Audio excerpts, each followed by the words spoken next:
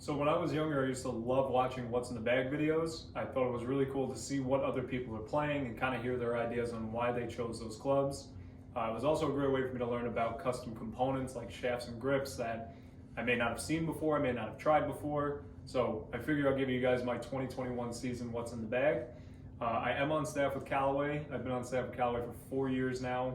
So all the clubs in the bag will be from Callaway. The bag itself is actually from Titleist, but we'll circle back to that. This is their newest product line. This is the 2021 year models, and we'll get to it. But we're going to start off with the bag. So the bag is a Titleist Lynx Master member bag. They also have a caddy bag, which is a little bit smaller. I love the bag. I think it's the coolest thing in the world. Very minimal branding, very clean design. It's kind of like a Sunday bag where it's a very small frame bag, but it does have a leg so you don't have to lay the bag on the floor. There is really no logos on it. You know, there's like a small Titleist logo on the top, but besides that, it's pretty bare. So I like it. I think it looks super duper clean. I actually embroidered my logo on the ball pocket and my name and script on the valuables pocket. It comes with a single strap or a dual strap. It actually comes with both of them. You can choose which one you want to use. I'm going with the single strap just because really I have to lug these to my teaching station and onto a golf cart. Not really walking that much now. But great bag, super lightweight, and for its size, there's more than enough pockets and space. As for the clubs, we're going to start low. So I'm playing the Callaway Jaws wedges. I go 50, 54, 58. My 54 and 58 have a C grind. My 50 has an S grind. Everything about these is bone stock, besides the grips. So these have Dynamic Gold S200 115 gram shafts. These grips are the Golf Pride MCC Plus 4 in a standard size. I love these grips. I play them on every club in my bag, and I've been playing them since they came out, so a couple of years now. As for the heads themselves, what I really like about them, it has a very straight leading edge. So me personally, I'm not a fan of other brands that have more of a teardrop or rounded leading edge. I just kind of visually don't like looking at it. I feel like it might make me scoop under it a little bit more. The leading edge on this club is kind of what sold me, and I mean, the performance speaks for itself. It's a great wedge, more than enough spin. You could definitely flight the ball, you can get it up in the air, but durability-wise, they're really good. They look really clean, and honestly, I enjoy them. I played the same ones last year, I just played them in black. As for the irons, this year I'm doing something a little bit different. So ever since I've been on staff, even before that, I've always played the Pro model line just because I've always liked the way they look better, they feel a little bit better. This year, I went with the standard Apex. So these are the Apex 21s. They have AI all over them where, you know, these were barely touched by a human, which is cool. You know that the tolerances are gonna be pretty tight. You know that, there's obviously a reason behind it why they did that to help, increase ball speeds, increase consistency across the face, and so far so good. I mean, they're deep. They definitely are deep. I don't practice as much as I used to, hence why I kind of went to the normal Apex line, not the pros. Figured a little more forgiveness would be nice, but I really don't regret it. These things still look really good. They definitely have a thicker top line than any of the Pro model ones, but not to the point that it bothers me. I think they still look pretty good. The sole is still relatively thin. It interacts with the ground very well. The one thing that is still taking time for me to get used to is the sound. I don't think it's good or bad. I think it's just a lot different than what I'm used to hearing. So with more of a bladed iron or a player's iron, you're gonna hear less actually. It's more of a thud. These have a little bit of a click to them. I wouldn't necessarily say a ping, but you could definitely hear the ball coming off the face. Sounds good, it just sounds different. So I'm still getting used to it. Again, it doesn't bother me, but it's just something that if you do go and try them, you might actually hear audibly they sound a little bit different than what you're used to. The shafts that I have are the Modus NS Pros. They're 120 extra stiff. I played the shaft for a long time. It's more for a kind of smooth swinger tempo, and I really love it. I just can always feel where the head is at every point in the swing. These are at D4 swing weight, so again, I've been playing that for a long time. I just like feeling more of the head rather than feeling the entire club as one unit. And these have MCC plus 4s as well in green, standard size, standard loft, actually 1 degree weak of what these come at because they're a little bit too juiced for my liking, but they're standard lie and they're standard length. Clubs are really good. I enjoy them. Just have to get used to them going a little bit farther than I'm used to with my other clubs.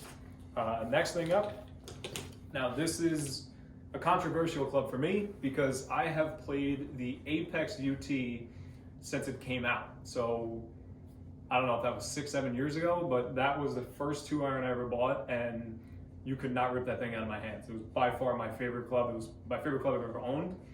This is gonna try and beat it out this year. So this is the X Forge UT. This is basically their newer model. Compared to the Apex, I think it has a little bit of a smaller head, and it definitely looks thinner. I think the Apex might have looked more inviting. But what I do like is the feeling off this thing is a lot softer compared to that. That was more of that kind of, I don't want to say pingy style, but it definitely was more of a clicky style as it came off. This feels like a really well-forged golf club where it comes off very soft. Height, I did notice a little bit of an increase. I'm not sure if that's from the club head or if that's from the shaft. So this year I have a Tour AD DI 85X, a little bit lighter than what I typically play in my 2-iron, but I wanted to see if I can elevate it a little bit. So I have no problem hitting a stinger. I could hit the ball low. I think I'd rather have a club that can kind of automatically go up in the air a little bit because I find it easier to manufacture a lower shot. So far the shaft has been great. It feels really good. Again, being a little bit lighter than what I'm used to, it just takes a little time, but I definitely see a noticeable height difference, which is good. You know, I could definitely attack greens more with this now when typically it'd be more of an off the tee shot. This also has MCC +4s and greens, standard size. Going up to the 3-wood. So the 3-wood we have this year is the Epic Speed. Now, what I like about this club is it's a fixed neck, it's glued. I don't know if that's just a personal thing, but I always think that a fixed neck looks a little bit cleaner. Adjustability is obviously great, especially in the time we live in, but for a 3-wood, I just want it to lie flat and not have to worry about it.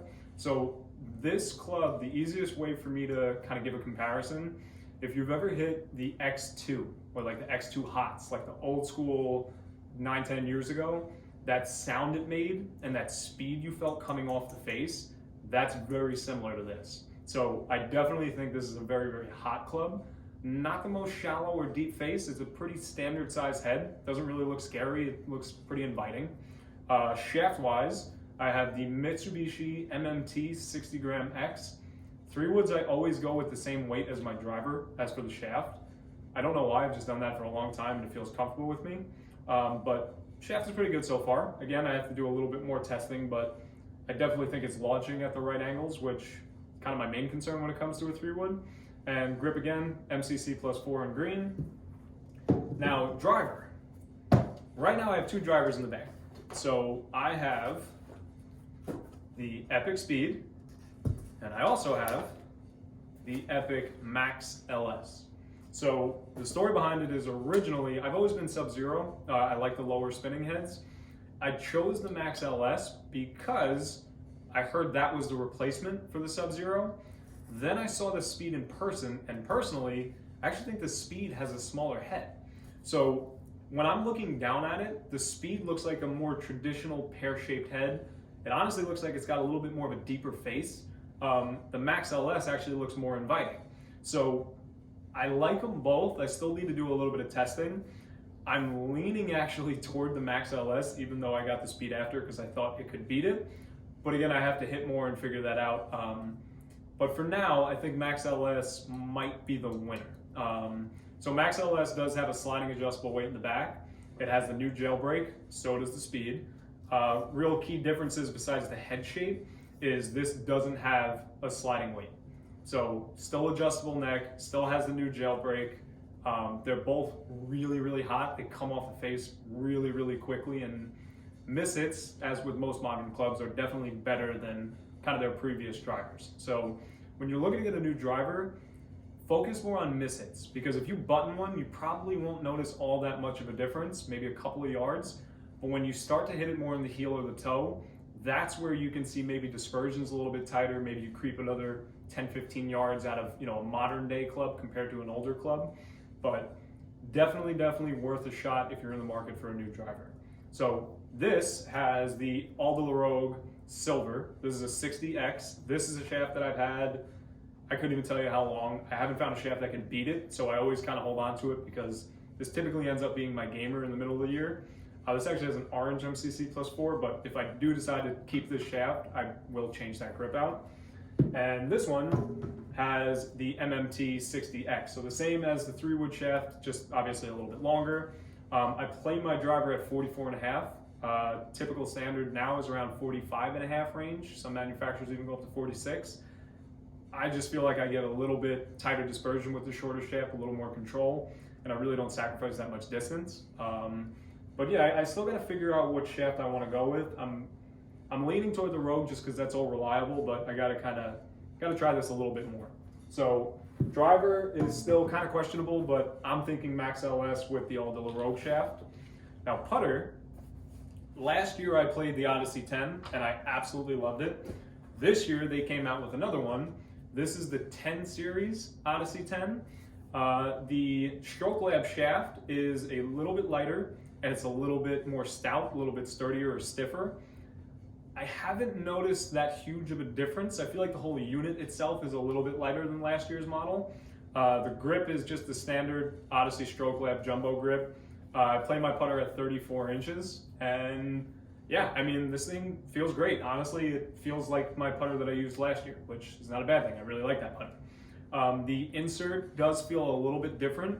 If anything, I'd say it might be, again, I think it's an audible thing, but it might feel a little bit harder than last year's insert. I don't know if the micro hinge maybe deadened the ball a little bit, but this feels like it comes off a little bit quicker. They did change kind of the skeleton of it, so this is all filled in now. Previously, depending on what model you got, it was open, but really good looking club. The weighting on it is phenomenal. It's a face balance putter, and I just think it hovers when it swings back and through. So big fan of this, I really like it. Now, as for balls, I play Pro V1. As for gloves, I use Callaway Tour Authentics, and really the rest of the stuff that's in my bag is just kind of a collection of poker chips and ball markers and cool stuff that I've had. Tees, I could care less, I'll use anything. Bushnell, I use an older Bushnell, I think it's like a V3. Still works, change batteries on it. And Callaway staff towel. But besides that, that's my what's in the bag. I hope you guys enjoyed. If you have any questions, please let me know in the comments. If you guys want to see any more detailed reviews on any of the clubs in the bag, same idea, let me know in the comments. But hope you guys enjoyed, and I'll see you guys soon.